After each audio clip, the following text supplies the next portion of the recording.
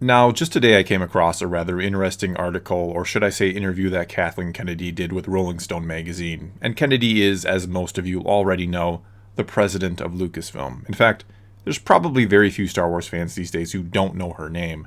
And the reason why I make mention of that is because in yesterday's video, I talked a little bit about how many fans probably wouldn't know who she was right now if things had gone, shall we say, a little bit smoother during her time running the company. Anyway, not to get into all that now, this interview with her is a rather lengthy one, or should I say her responses at times are a bit long-winded. So instead of reading the whole thing word for word, I'm going to give you this somewhat abridged version. Now, I'll have the questions and answers on the screen if you want to pause and read them in their entirety, and I'll also include a link to the article in the description below, but for the sake of brevity, I'm not going to read the whole damn article, and I'll just be pausing at times to add my 2 cents worth. Okay, so the first question she got asked was, Jurassic World director Colin Trevorrow was slated to write and direct Episode 9 before you brought J.J. Abrams back in. Is this final entry in the trilogy a particularly hard nut to crack? And she responded, every one of these movies is a particularly hard nut to crack. There's no source material. We don't have comic books. We don't have 800-page novels. We don't have anything other than passionate storytellers who get together and talk about what's the next iteration might be. And I'm just going to stop right there because this is one of the dumbest things I could ever imagine her or any other president of Lucasfilm actually saying. And I mean no disrespect to her personally or anything like that. She's no doubt a very smart and capable businesswoman. She wouldn't be where she is otherwise. But she clearly doesn't know a whole hell of a lot about Star Wars, if anything, if she'd actually say something like this.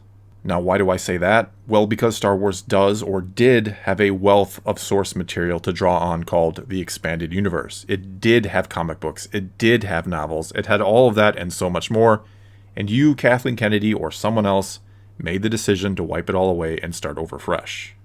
And normally, I'm a pretty chill and relaxed guy who can take damn near anything in stride. But when I read that the president of Lucasfilm of all people said they didn't have any source material to draw on for the sequel trilogy, I was just a little bit upset, because for decades, true passionate Star Wars fans created and wrote some of the best Star Wars stories of all time within the Expanded Universe.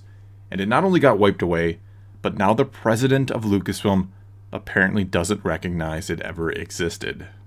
And I can't believe she's honestly trying to say here that they had nothing to work with and had to come up with everything all by themselves. I mean, give me a break here. Not only did you have all those post-Return of the Jedi EU stories to at least draw inspiration from, or to create a vague outline from maybe, or to even copy and paste and make the whole trilogy out of, but we now know that George Lucas himself gave you story treatments for the whole trilogy, which you decided to completely ignore. And look, I'm not saying that the president of Lucasfilm necessarily needs to be the biggest Star Wars fan in the world, just as long as they surround themselves, and when it comes to story ideas, they defer to the right people.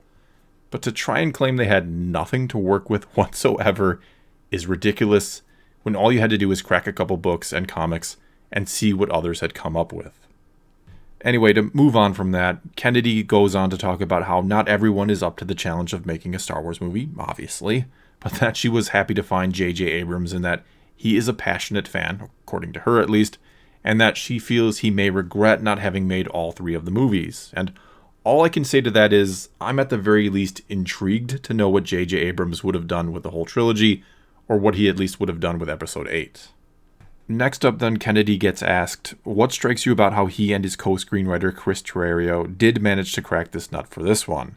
And she gives the pretty standard, we're so happy to have J.J. Abrams answer here. But there is one thing towards the middle of her response that's interesting to me, and that is when she says, one of the things we talk about all the time is the fact that it was very important to George that these stories really meant something, that they have something to say, and that they have a real emotional core. So we spend a lot of time talking about that and trying to find a spine of a story that feels satisfying. And if I'd been the one doing this interview, I would have asked a follow-up question right here. I would have asked her how she thought these movies honored George Lucas's vision, and what they really are supposed to mean, or what they're really saying. That's a question I'd love for her to answer, because completely unironically here, I would really like to know what she truly feels these movies have said, what's been the message, and what have they accomplished.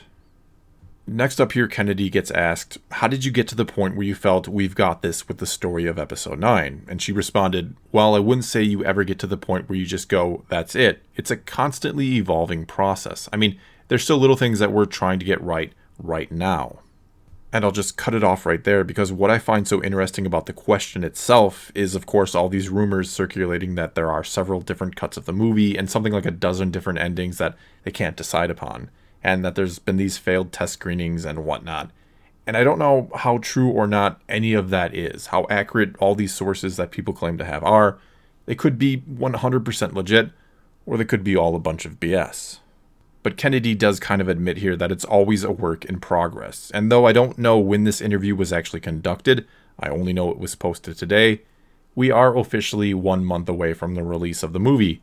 So I do really hope they're actually done with it, or damn close to it.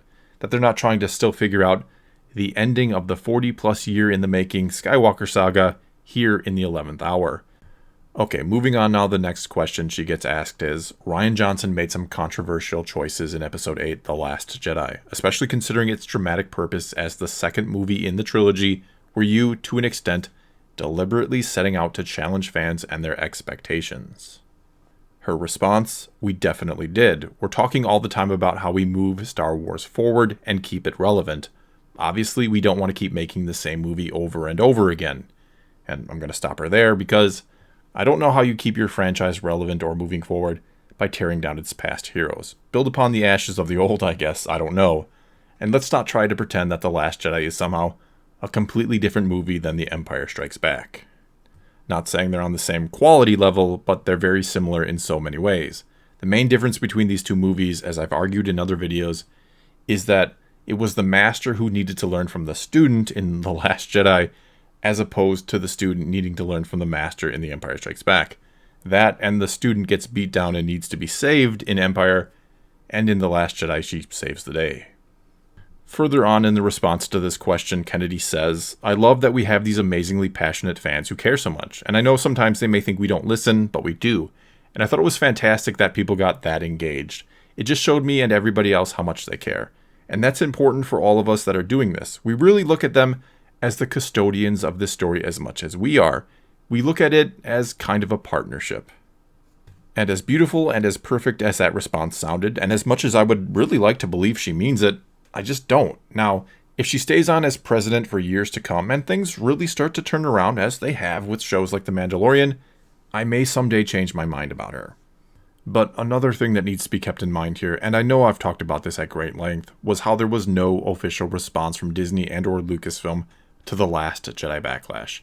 And had, shortly after the movie came out, when things were really heating up, Kathleen Kennedy come out and said something like this, had she in some capacity stuck up for the fans who had valid criticisms against the movie, but were being attacked by the mainstream media and the social media mob, she would have earned my respect. But saying it now, it just rings hollow to me. Anyway, Kennedy then gets asked what's next for Star Wars. Where will the next movies take us? And no surprise here, she says she doesn't know or they haven't decided yet. And even if they have decided, I doubt that's something she's going to talk about in some random interview. Whenever they announce what the next trilogy will be, there will almost certainly be great pomp and circumstance around it. What is a little more interesting here is when she gets asked about Kevin Feige coming over to produce a movie, and she says she thought it was a great idea, even though most people seem to think Feige is being positioned to take over Lucasfilm, and that she has nothing to do with him coming over, that it was a decision made by Disney. And along those lines, she then gets asked, have you thought about how much longer you'd like to keep doing what you're doing? And she responds, I've really enjoyed this, I have to say. It's been incredibly exciting, and just the fact that George asked me to do this, I felt a tremendous responsibility with stepping in and taking care of the franchise. And if there were going to be new movies to really pull a team around this that cared as much as he did. What happens in the future and how long and how much longer I do this, I don't know yet. I'm looking at all of that. It's been incredibly satisfying to reach this point where we've completed the saga and, I think, made a really wonderful movie. It's going to feel very satisfying to the audience. So that's what I'm focused on right now at the moment. And what the future holds, who knows? And look, I've said elsewhere that I think when Kennedy's contract is up in September of 2021, she'll step down from the company, citing how she feels like her contribution to Star Wars and honoring the legacy of George Lucas is now complete with the completion of the sequel trilogy, and that it's time to entrust the future of Star Wars to someone else. And if she's looking for someone to write her a farewell speech, I'll gladly do it for her. All joking aside here, I think Disney, for good or bad depending on your point of view towards it, will always want the sequel trilogy to be associated with Kathleen Kennedy. and that they'll want a clean break from her going into the unknown future. I truly do think Kennedy will be gone, and as I said, they'll pitch it as someone else is going to lead it into the future now. Okay, so finally here, Kennedy gets asked what she thought about George Lucas's dissatisfaction with The Force Awakens, which was revealed in Bob Iger's book, and what the odds of Lucas himself coming back to do something Star Wars again. And she really tries to pivot here, or play it off as George really wasn't that unhappy. It was just hard for him to see others handling Star Wars. And as I've guessed before, I really do think Lucas put Kennedy in charge because the two are longtime friends, and he really thought she'd listen to him, that Lucas could kind of call the plays from the sidelines, if you will. But anyway, even if Lucas wanted to come back to do one more movie, I don't think they'd ever let him. It'd be a no-win scenario for them. If it was well-received and beloved by the fans, they would just say, no one can do Star Wars like George Lucas, and that's not really the tone you want to set going forward. And if it's not good, people would question, why did you let him come back in the first place? And don't get me wrong here, I'd personally love to see him do something Star Wars one last time, even if it was just directing an episode of The Mandalorian, or maybe one of the Kenobi series, but I don't ever see them letting him do that. In closing here, though as I said, I don't personally hate Kathleen Kennedy or anything like that, I honestly do think it's time for her to either go, or to really bring in people or promote people to head the story development and to essentially give those people the power in terms of the direction of the future stories of Star Wars.